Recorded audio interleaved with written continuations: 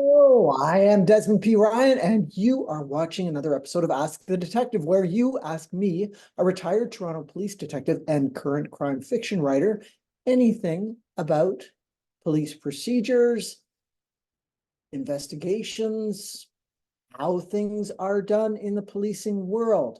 Today, I'd like to talk to you about exclusion of witnesses. This happens in the court process of a trial. Now, we all know how trials work, or so we think, and maybe we'll talk about that a little bit later on.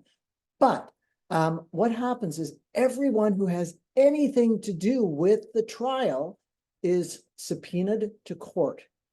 All right. And well, not everyone. The Crown Prosecutor and the defense sit down, decide together who should be coming to court, because you don't really need every single person. And the hallways get pretty crowded if you do have them all.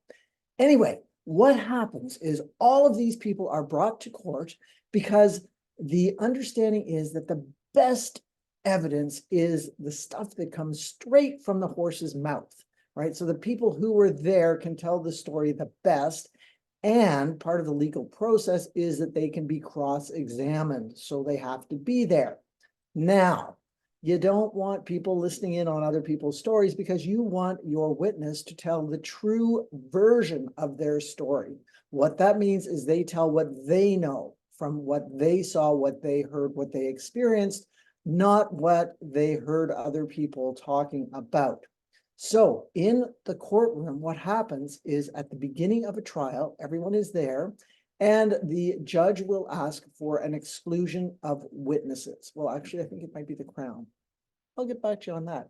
But an exclusion of witnesses is requested and granted. And so what happens is, if you are not testifying and you have yet to testify, out to the hallway you go, and you wait there until someone from the courts calls you in to testify. You say your little bit, and then you are free to go, or you can stay in the body of the court for the rest of the trial.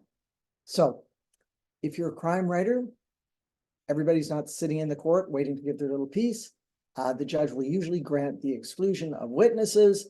So a lot of time is spent in the hallways.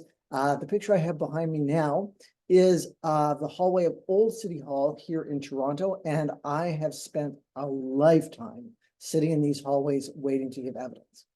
So thank you so much for watching, and as always, if you have any questions, comments, write them down below, or send me an email at des@realdesmondryan.com.